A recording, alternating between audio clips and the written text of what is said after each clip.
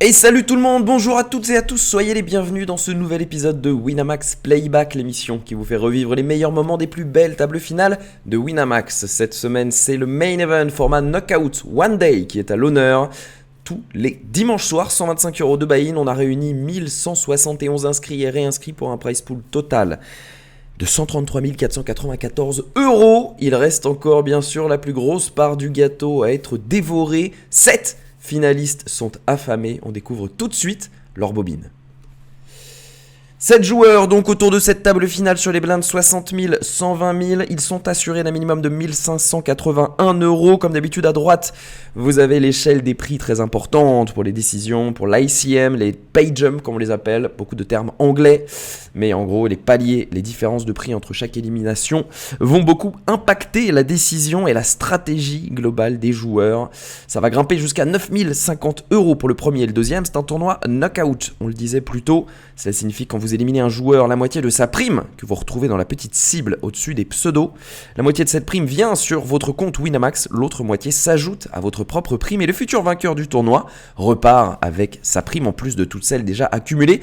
Ça fait une belle différence entre le premier et le deuxième, on le découvrira à la fin de ce tournoi, on ne va pas se spoil. On regarde un petit peu les forces en présence, les stacks, les tapis des joueurs sont plutôt resserrés entre 20 et 40 blindes. On a Fuyot qui ferme la marche avec 20,8 blindes, Plumbus 22 blindes, Flabestu 23, on a Viet Vodao à 26, on a Okolo Poker à 1 à 29, Tuborg à 30 et Wagwan et Chip Leader actuellement avec 40 blindes. C'est très intéressant car on a beaucoup de stacks moyens finalement, on a vraiment un peloton et pas vraiment de joueurs qui font la différence ni de grands short stacks. On commence avec cette première main, c'est la 19e de la table finale et on va retrouver une rencontre un peu inévitable. Tuborg qui va open avec cette As-Dame pour 2 big blinds, Fuyot qui va directement faire tapis pour ses 21 blindes restantes, ce sera payé par Tuborg. Alors, on parlait tout à l'heure de l'ICM, comme on dit, Independent Chip Model, qui va justement permettre, en modélisant en fait la valeur de l'échelle des prix, la valeur des paliers de prix en jetons, on va pouvoir avoir un meilleur calcul de risque-récompense et donc une meilleure stratégie, une meilleure prise de décision. Vous me dites dans les commentaires ce que vous pensez ici de la décision de Tuborg. Avec cette As-Dame, donc on open ici au hijack, il y a un joueur qui est certes le short stack, mais qui a quand même 21 blindes, qui fait tapis avec cet As-Roi. Est-ce que vous trouvez un raise call? Si on a des arguments pour raise call, cela signifie qu'on estime que notre adversaire ici va suffisamment souvent faire tapis avec des mains que nous dominons. Évidemment, on va être en coin flip contre toutes les paires, de paire de 2 jusqu'à paire de valet. Pas sûr tout de même qu'il y ait paire de 2, paire de 3, paire de 4, paire de 5, paire de 6. Je pense qu'il va plutôt faire tapis à partir de paire de 7 et plus. Peut-être même pas sûr pour paire de 7, Fuyot. On estime peut-être que de temps en temps, Fuyot fait tapis avec Roi-Dame suité. Maintenant, il pourrait aussi se contenter de payer pré-flop avec Roi-Dame suité.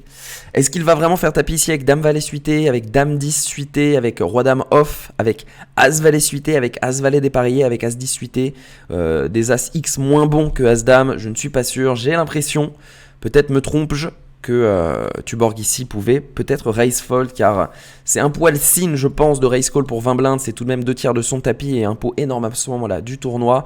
On a très envie je pense de plutôt conserver 28 blindes plutôt que prendre cette notion de risque-récompense. La récompense de gagner 20 blindes supplémentaires et de passer à 50 blindes est bien sûr énorme, mais le risque de se faire éliminer 7ème alors qu'il avait actuellement le 3ème tapis à cette table finale, même le 2ème au début du coup, je pense, est un peu trop important. Le risque outrepasse la récompense et à mon avis, on doit plutôt pencher pour un sage et sérieux fold. Vous me donnez vos avis dans les commentaires, même si bien sûr, toutes choses égales par ailleurs, 20 BB deep, c'est un raise call évident, As-Dame, mais on est en finale, il y a des décisions qui sont un petit peu impactées par justement ces histoires de paliers et d'Independent Chip Model. Bon, il va décider de raise call donc.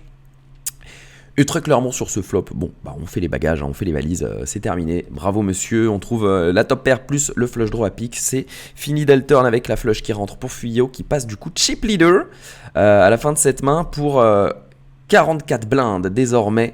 Bravo à lui. On continue avec la main suivante de cette finale, un open du nouveau chip leader. Donc Fuyot avec 6 et 8 de carreau, c'est intéressant. qui va se voir 3 bêtes chauves par Tuborg, et il a 6 blindes à rajouter dans un pot qui en fera 18.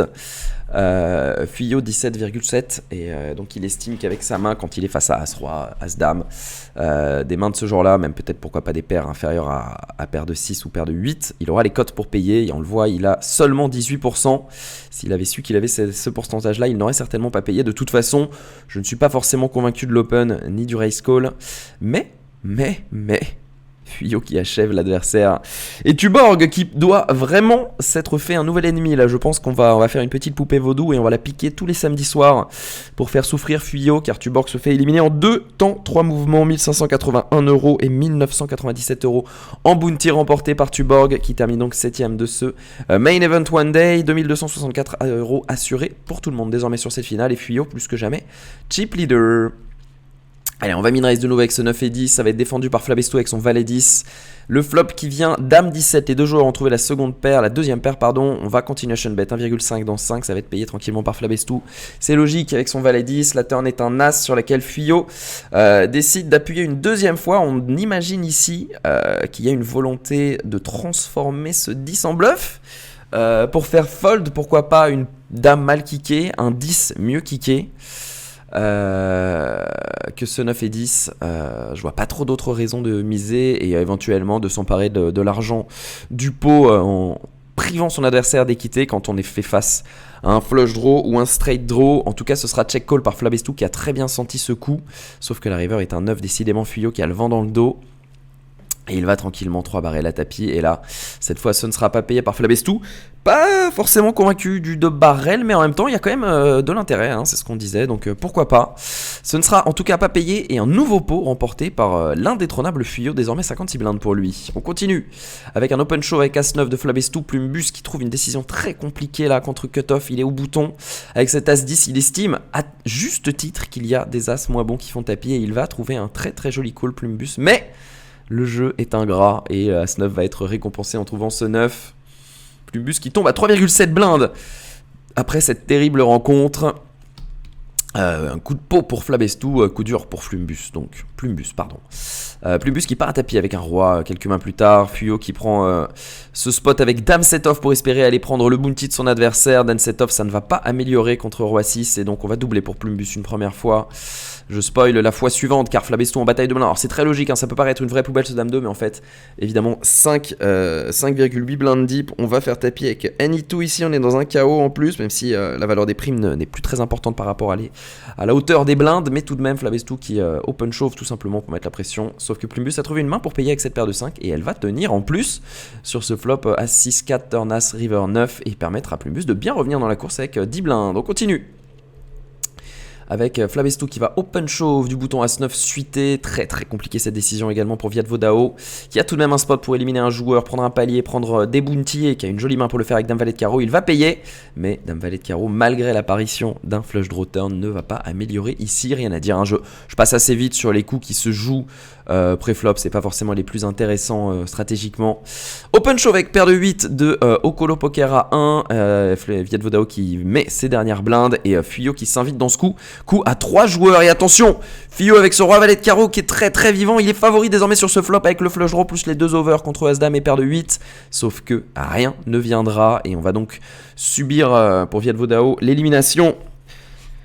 En 6ème place, Viet Vodao qui remporte 2264 € et 1717 € en bounty pour son parcours. Fuyot qui laisse fuir quelques blindes pour Okolo Pokera qui va doubler très tranquillement à 24 blindes. Il se remet très très bien sur cette table. Il se replace en 3ème position. Et on passe donc à l'échelle 3219 € assurés pour tout le monde, en plus des primes déjà remportées bien sûr. Un min-raise avec Roi 4 suite et ce sera défendu par Flabesto avec son 9 et 10. On va trouver flush draw contre top 2 pair qui part à tapis.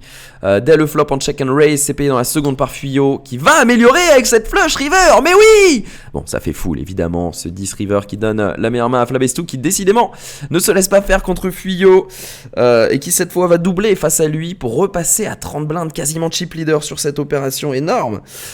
Flabesto, bravo monsieur. Et Fuyot qui retombe à 31 blindes et qui se remet un petit peu dans le groupe. Main suivante avec un min raise de nouveau de fût avec As-3 suité, c'est défendu par Plumbus avec sa Dame 5 qui va trouver 2 paires sur ce flop. On va miser une blinde, check and raise. Fio qui va tout simplement abandonner, rien à dire ici. C'était pas forcément la main la plus intéressante, je sais pas trop pourquoi est-ce qu'elle était là, mais écoutez, pourquoi pas. On continue avec Flabestou qui est open shove en bataille de blinde. Plumbus qui paye tranquillement avec son As-Dame et qui va encore une fois tenir. Il est très très fort à tapis Plumbus depuis le début de cette finale. Je crois que c'était pour montrer que Plumbus restait encore dans la course. Et on va doubler tranquillement. Le voilà à 17 blindes désormais, il n'est plus dernier. Attention, le min raise du bouton avec As-Dame suité, c'est 3 bêtes à tapis pour 18 blindes par Okolo Poker à 1. Et là regardez les mains. Difficile de croire ce qui va suivre, messieurs dames, mais cette main n'ira pas voir un flop car les 2 joueurs vont se coucher. Vous me donnez vos avis. Est-ce que là on n'a pas un excès de prudence de Wagwan? J'ai quand même l'impression qu'on avait un call avec As-Dame suité car on repense au coup de tout à l'heure avec As-Dame contre As-Roi, mais là ce n'est pas du tout la même chose. Il est au bouton. Il y a 2 joueurs qui ont moins de 20 blindes dans les blindes. Évidemment qu'ici, au Colo Poker, s'il ouvre As-7 suité, il peut faire tapis avec. S'il ouvre As-10 dépareillé, il va faire tapis avec. As-Valet également. Roi-Dame suité, il va faire tapis. Dame-Valet suité, il peut faire tapis. Toutes les pockets vont faire tapis. Clairement pour moi, c'était un raise call assez snap. Écoutez, Wagwan a une autre stratégie, lui, c'est de jouer tranquille, de jouer tight, de laisser les joueurs se faire éliminer entre eux, puisque là, visiblement, il n'a pas envie de prendre ses responsabilités. Et il va donc décider de se coucher. Même Flabestou, pour moi, avait un call, honnêtement. Un riche à tapis. Finalement, aucun des deux ne sera à tapis. Et bravo pour Okolo, hein, qui va s'emparer de ce pot pré-flop. Et bien lui en a pris. On continue avec cette paire de 8 de Wagwan qui est open shove, 3 bêtes de Plumbus alors qu'il a 20 blindes et c'est pareil, Wagwan qui va encore décider de se coucher. Une petite séquence qui démontre la tightitude, hein, le jeu assez serré de Wagwan, prise de risque minimum pour le chip leader du début de la finale et Plumbus qui grimpe à la 2e place avec 23 blindes désormais devant lui. J'ai raté une élimination, ne bougez pas, on va bien sûr aller la chercher.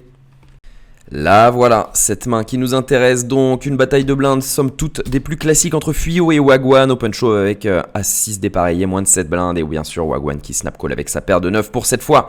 Enfin prendre ses responsabilités et aller éliminer le 5e de cette finale que j'avais un petit peu spoil, Fuyao qui nous quitte. 3219 € et 1516 € remportés en bounty pour celui qui aura été un temps chip leader et grand favori de cette finale, mais qui finalement s'effondre un peu plus tôt que prévu. On continue, main suivante avec...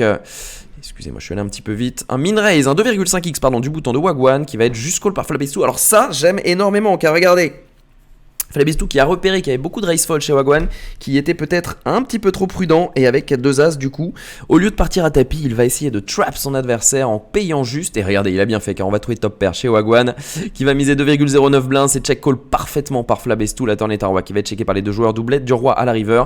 On mise en value 2,5 blindes chez Flabestou. C'est très malin, très habile et ça va payer car il sera payé en position.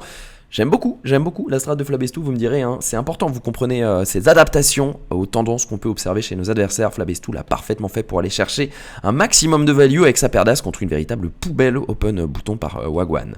On continue avec toujours 4 joueurs en course et donc 4557 assurés pour tout le monde. Open shove du bouton de Plumbus avec sa dame 9, on va trouver un joli call chez Okolo Poker 1 avec as 8 off. Va-t-il enfin réussir à détrôner Plumbus? Et oui, cette fois c'est fini, on ne gagnera pas cet énième coup à tapis pré-flop. Plumbus qui nous quitte en 4e position, 4557 € et 793 € en bounty. Et nous sommes donc désormais sur le podium assuré de 6430 € minimum entre Okolo Poker 1, Flabestou et Wagwan.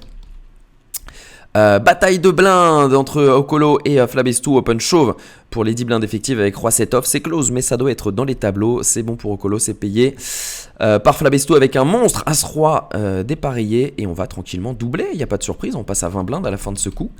Main suivante, et Okolo qui est un petit peu tombé sur ce coup là, qui va trouver une jolie paire de dames en small blind pour 3 bêtes à tapis, l'open du bouton de Wagwan, as 10 suité qui va encore se coucher. Il est fidèle à sa strat là, vraiment les gars.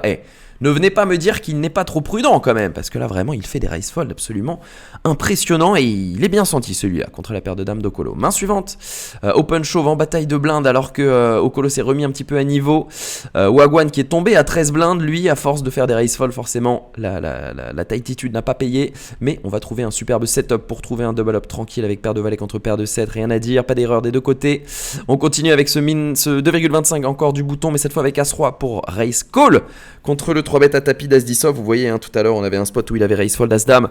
On a la preuve ici qu'avec as-10 off, Okolo fait tapis pour 17 blindes. Et cette fois ce sera call bien sûr. Petite frayeur avec Sorwa qui ouvre Gutshot, mais il n'y aura pas de miracle.